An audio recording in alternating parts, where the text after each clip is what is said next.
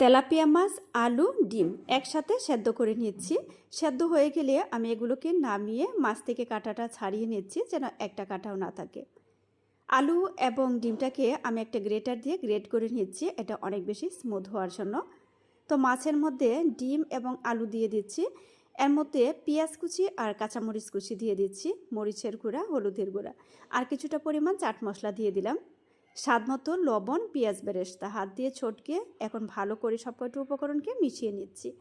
এখন অল্প অল্প করে নিয়ে গোল শেপ করে কাবাবের মতো করে তৈরি করে আমি এগুলাকে তেলের মধ্যে ভেজে নিচ্ছি।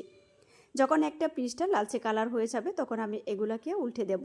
সুন্দর একটা কালার করে ভেজে নিতে হবে, আর এটা খেতেও কিন্তু দারুণ মজার হয়। উপরের অংশটা হালকা একটু মোচমোচে হবে, ভিতরে একদম সফট হবে। যাদের কাছে সহজ রেসিপি ভালো লাগে সবাই পেজ ফলো করে পাশে থেকে সাপোর্ট করবেন, আর সবাই লাইক কমেন্ট শেয়ার করে পাশে থাকবেন প্লিজ।